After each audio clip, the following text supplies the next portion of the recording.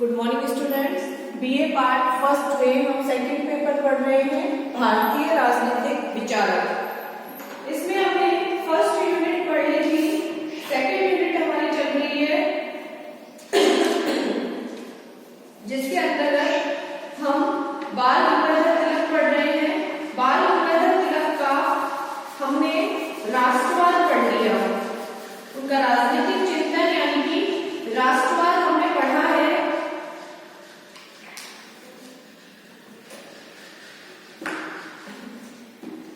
जिसमें उन्होंने देश के प्रति जो एकता है उसका भाव बताया है।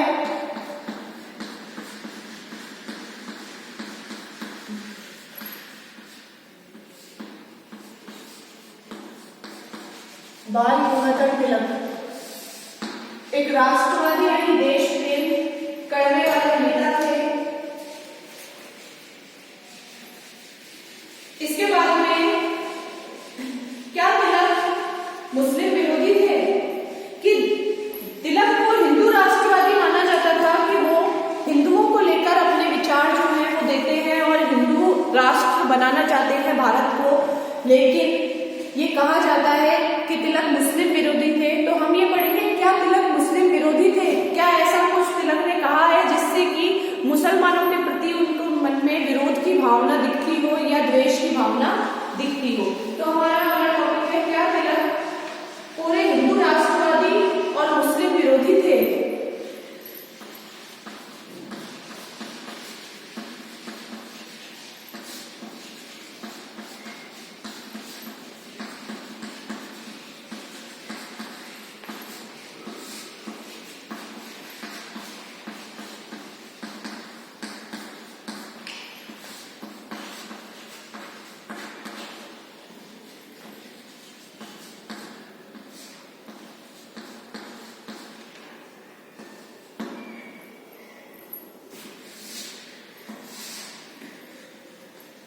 पूरे हिंदू राष्ट्रवादी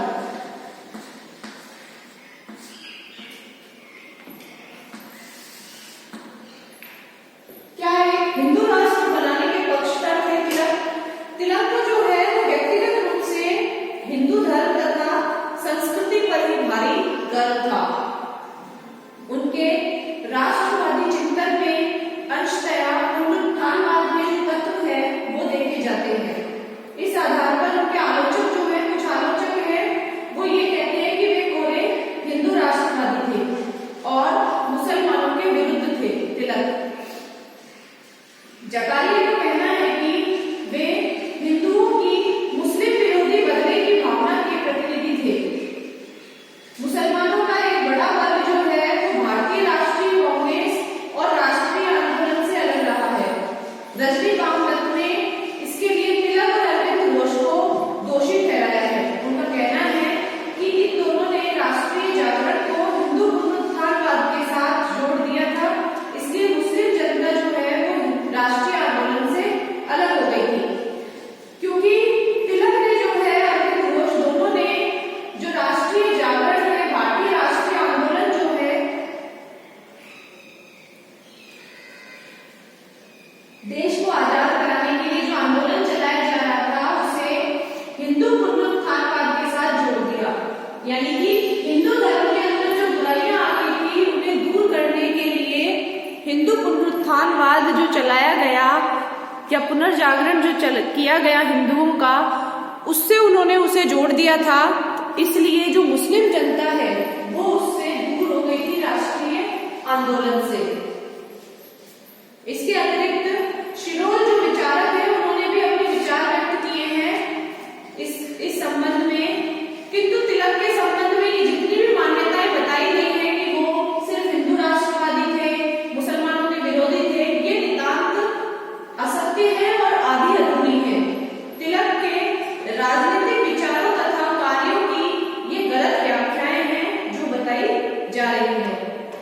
सबसे पहले तिलक के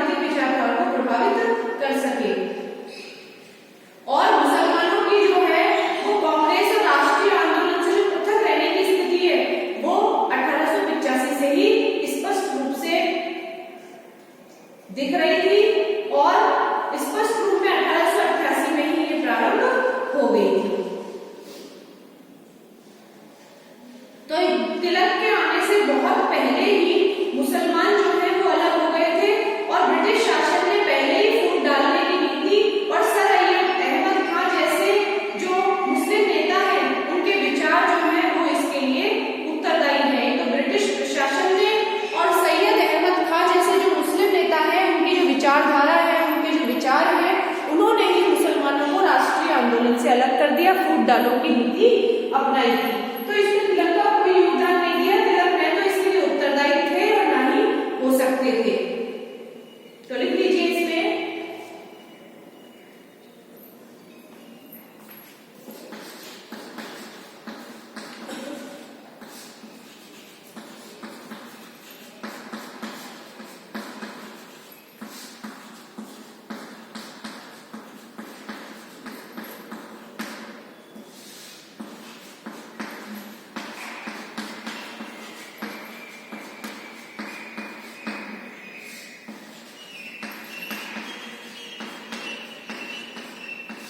तिलक के धार्मिक पुनरुत्थानवादी विचारों के कारण मुसलमानों का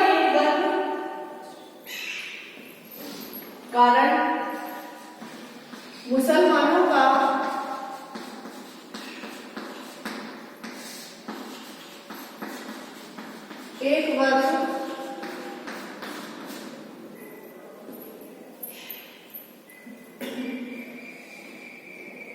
भारतीय राष्ट्रीय कांग्रेस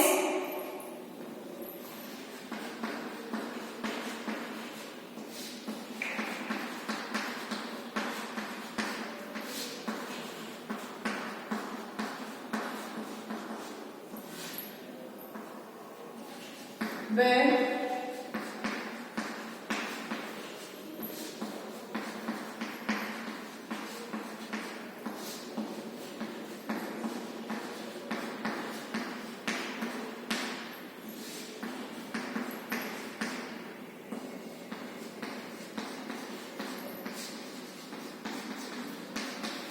भारतीय राष्ट्रीय कांग्रेस भारतीय राष्ट्र आंदोलन से अलग हो गया था। यह बात असत्य है, यह तथ्य नितांत असत्य है।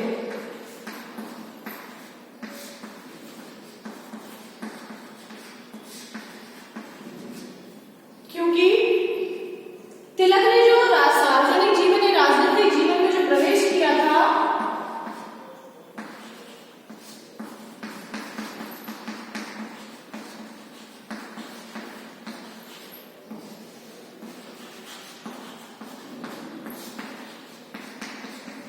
सार्वजनिक जीवन में प्रवेश 1990 में किया था।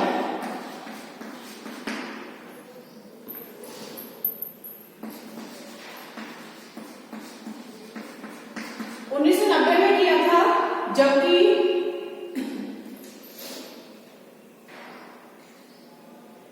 मुसलमानों की जो कांग्रेस और राष्ट्रीय आंदोलन से पृथक रहने की जो स्थिति है वो 1885 से ही दिखाई दे रही थी और 1888 में तो स्पष्ट रूप में प्रारंभ हो गई थी।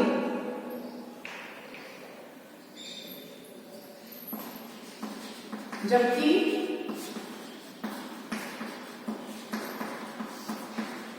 मुसलमानों की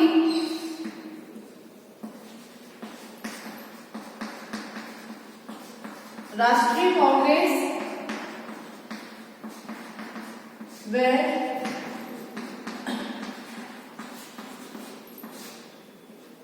राष्ट्रीय आंदोलन से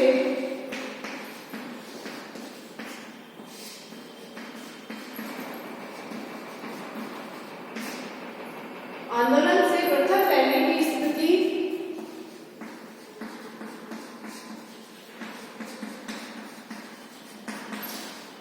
स्पष्ट रूप से 1888 से प्रारंभ हो गई थी।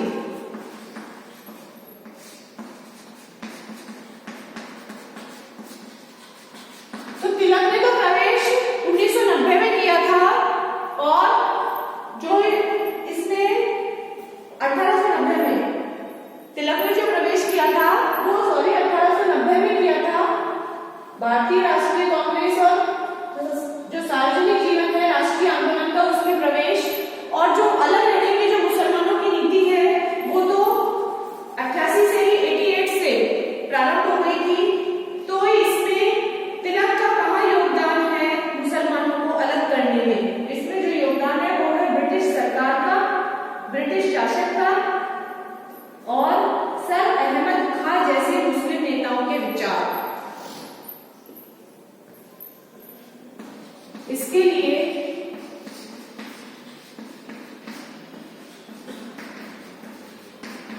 उत्तरदायी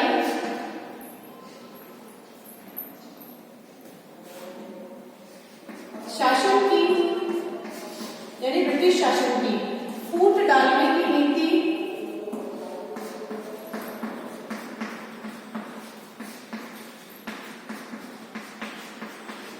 व इसके लिए उत्तरदायी शासन की फूट डालने की नीति व सैयद अहमद खां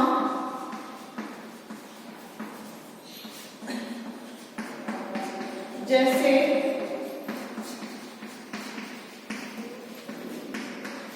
नेताओं के विचार ही उत्तरदायी है।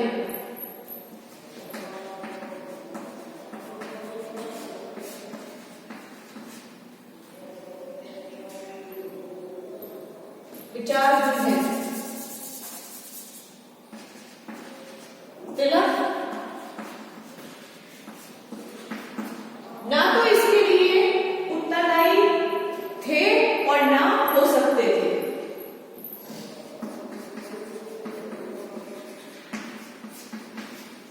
ना तो इसके लिए उत्तरदायी थे या ना ही हो सकते थे।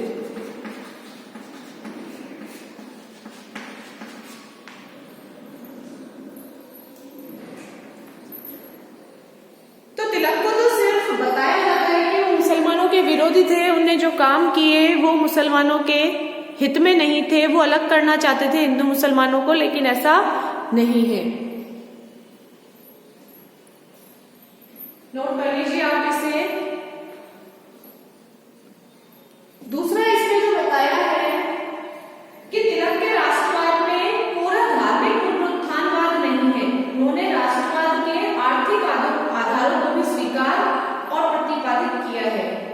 दादाभाई नौरोजी ने भारतीय अर्थशास्त्र में जिस निर्गम स्थान को विख्यात कर दिया था, निर्गम सिद्धांत को विख्यात कर दिया था, तिलक और गोखले दोनों ने उसे स्वीकार करते हुए इस बात का प्रतिपादन किया कि विदेशी शासन के कारण भारत के आर्थिक साधनों का बहुत बड़ी मात्रा में भारत से बाहर निर्गम हुआ है। इसके अतिरिक्त तिलक ने राष्ट्रीय आंदोलन के सबसे प्रमुख साधन के रूप में बहिष्कार और स्वदेशी को भी अपनाया, और यह प्रमुख रूप से राष्ट्रवाद का आर्थिक आधार ही है, धार्मिक पुनरुत्थानवादी आधार नहीं है।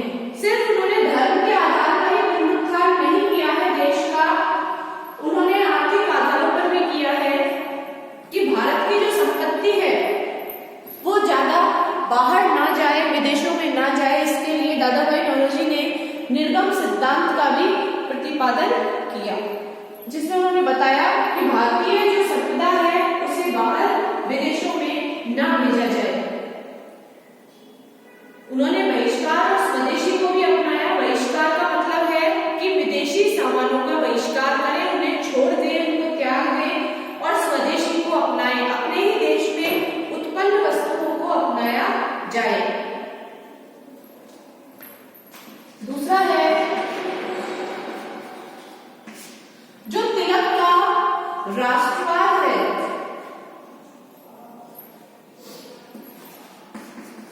तिलक के राष्ट्रवाद में पूरा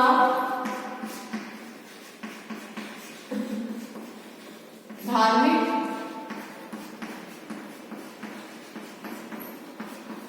पुनरुत्थानवाद नहीं है।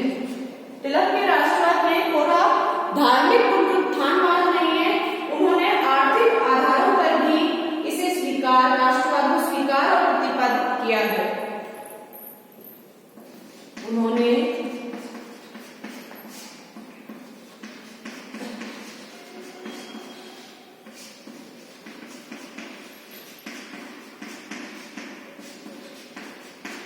आर्थिक आधारों पर भी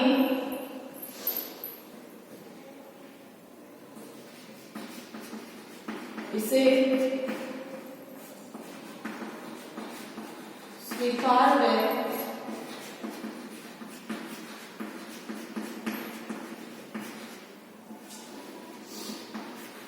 प्रतिपादित किया।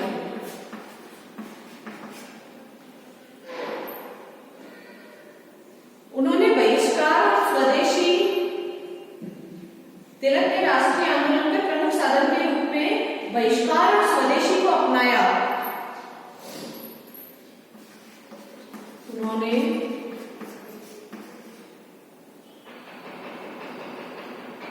राष्ट्रीय आंदोलन के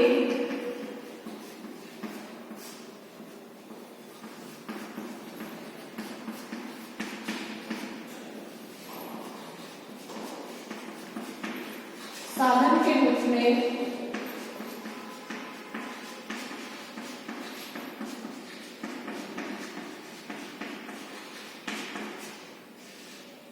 बहिष्कार व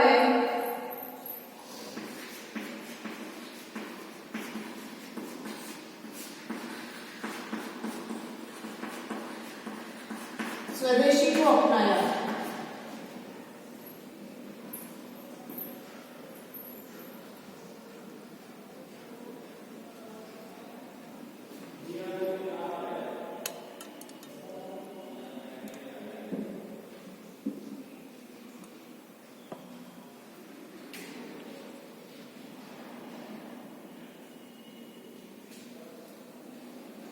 बहिष्कार व स्वदेशी को अपनाया।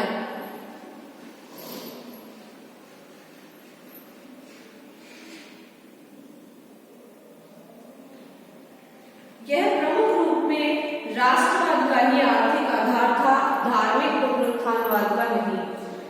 यह वास्तविक रूप में, स्पष्ट रूप में यह प्रमुख रूप से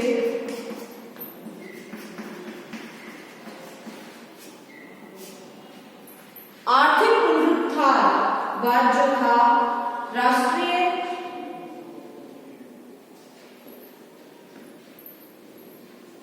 यह प्रमुख रूप से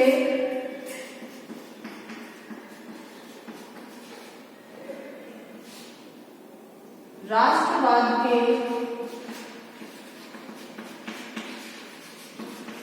आर्थिक आधार पर ही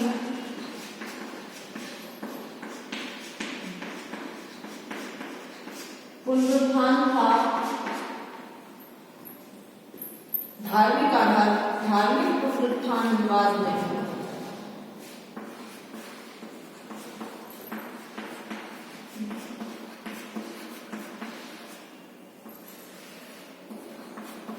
कि धर्म के नाम पर पुनरुत्थानवाद नहीं था, ये आर्थिक आधारों पर ही सुधार था।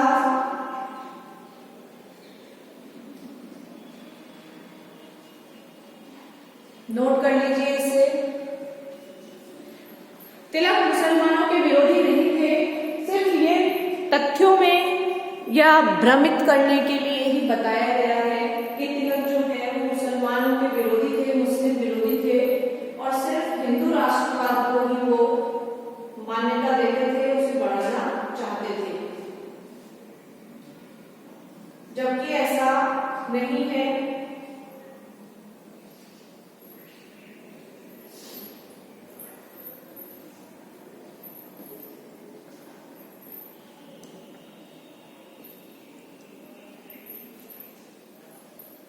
तीसरा जो पक्ष रखा जाता है तिलक के मुसलमानों के विरोधी न होने का, उसमें बताया गया है कि जिन्ना, एएम अंसारी और हसन इमाम ने, जो ये नेता थे मुसलमानों के, इन्होंने तिलक की राष्ट्रवादी भावनाओं और समझौते की प्रवृत्ति की सराहना की है, क्योंकि उनकी बुद्धिमत्तापूर्ण सलाह और नरम नीति के कारण ही 1916 का लखनऊ समझौता जो हुआ था वो संपादित हो चुका था।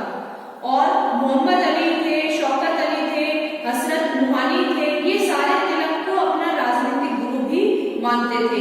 तो इतने सारे मुस्लिम नेताओं से उनकी मित्रता थी और वो मुसलमानों के शुभ चिंतक थे। तो इसके अतिरिक्त तिलक ने ये वचन भी दिया था कि यदि बहुसंख्यक मुसलमान मेरा साथ दें तो मैं खिलाफत आंदोलन का समर्थन करने के लिए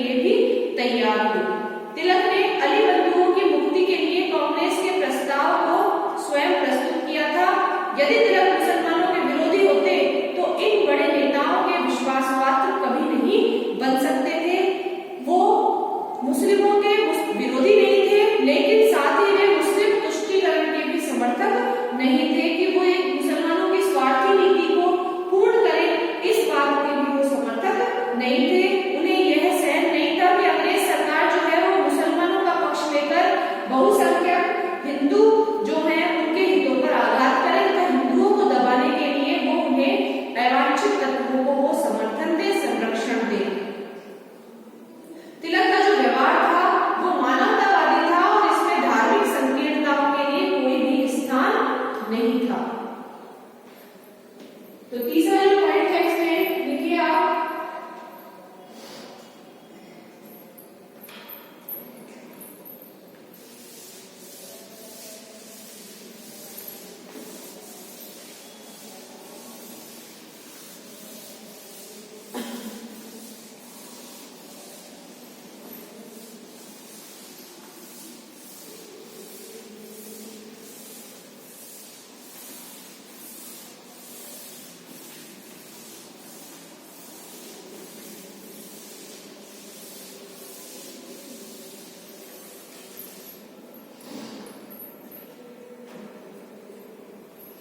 तीसरा है जिन्ना एम ए अंसारी और हसन इमाम।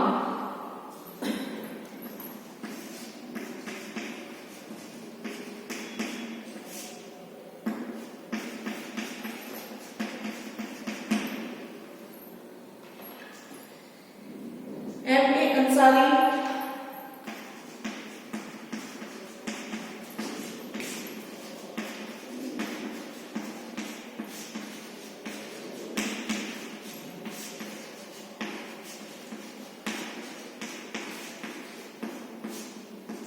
हसन इमाम जैसे जो मुसलमानों के नेता थे, उन्होंने तिलक की राष्ट्रवादी भावनाओं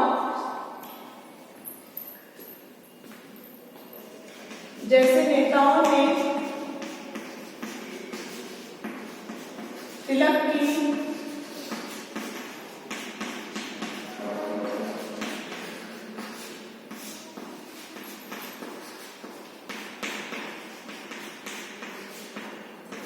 राष्ट्रवादी भावनाओं व जो समझौते की प्रवृत्ति थी,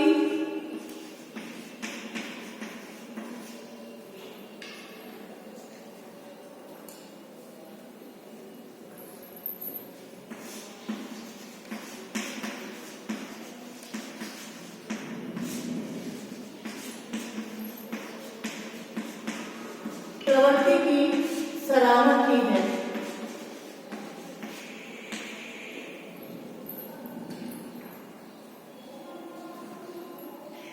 क्योंकि उनकी बुद्धिमत्तापूर्ण सलाह और नरम नीति के कारण ही 1916 का लखनऊ समझौता संपादित हो सका था। क्योंकि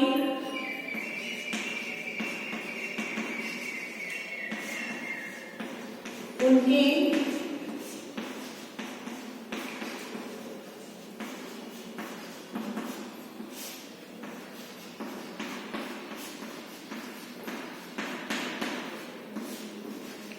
बुद्धिमत्तापूर्ण सलाह है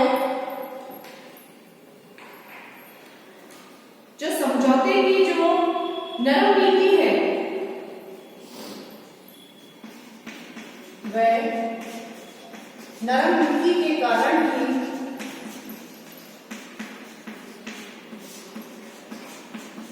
1916 का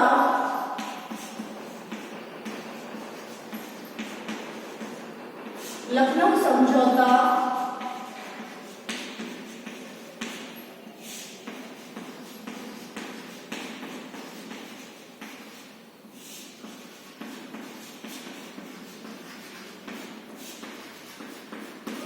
संपादित हो सका था।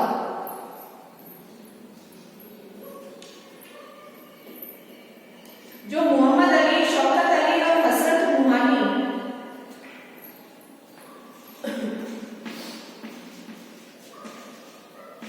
मोहम्मद अली,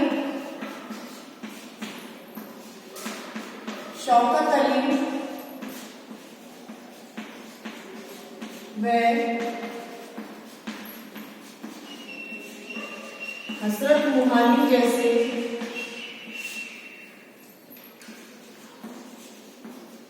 नेता उन्हें अपना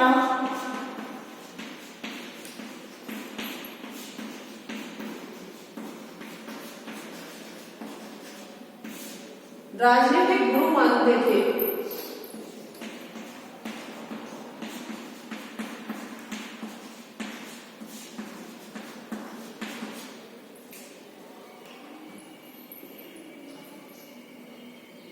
ये सारे नेता जो थे वो तिलक को अपना राजनीतिक गुरु भी माना करते थे।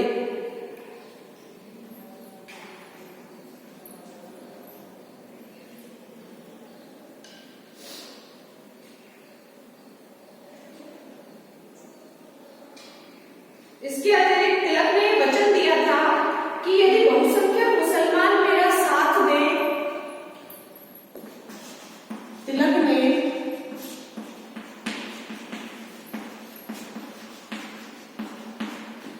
यह वचन भी दिया था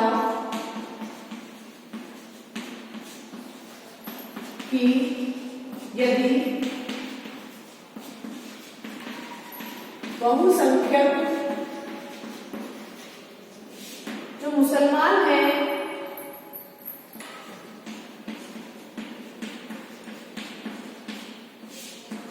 मेरा साथ दे तो मैं खिलाफत आंदोलन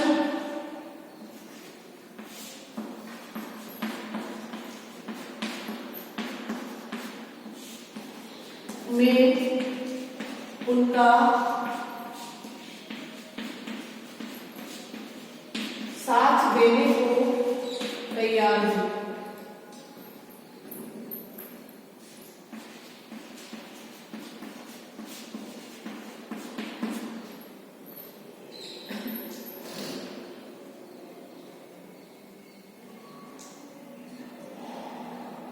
यदि तिलक मुस्लिम विरोधी होते तो इन बड़े मुस्लिम नेता जो हैं उनके विश्वासपात कभी नहीं बन सकते थे।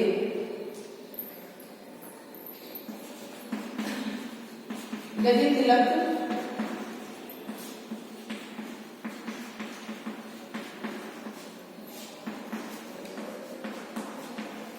मुस्लिम विरोधी होते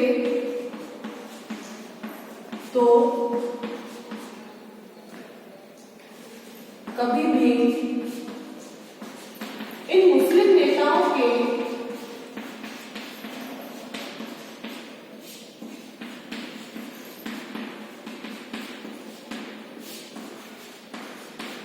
विश्वास पात्र और शुभचिंतक नहीं होते।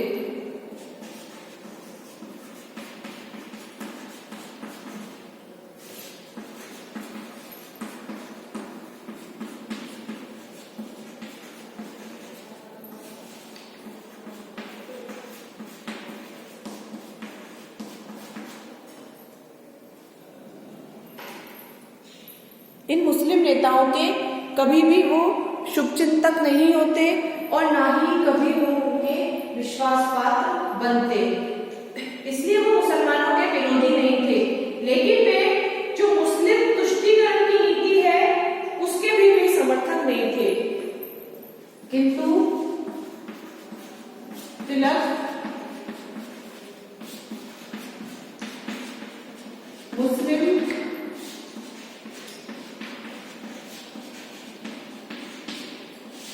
तुष्टीकरण की नीति के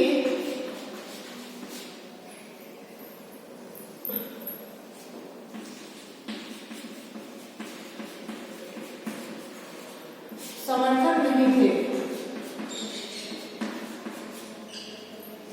तुष्टीकरण की नीति के भी वो समर्थक नहीं थे।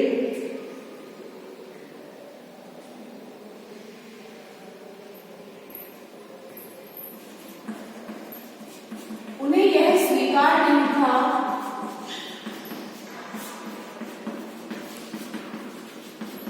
कि ब्रिटिश सरकार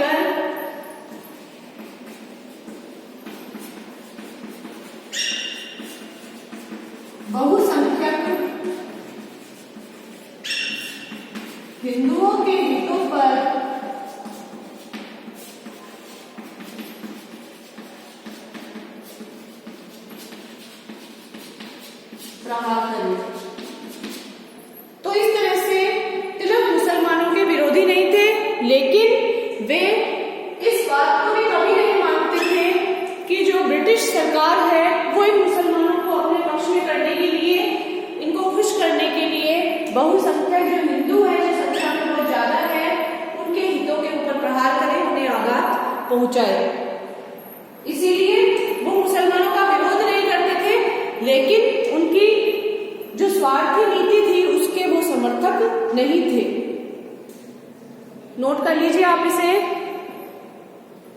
तिलक मुस्लिम विरोधी नहीं थे, कोरे राष्ट्रवादी भी नहीं थे कि वो हिंदू राष्ट्रवादी थे कि भारत को सिर्फ एक हिंदू राष्ट्र बनाना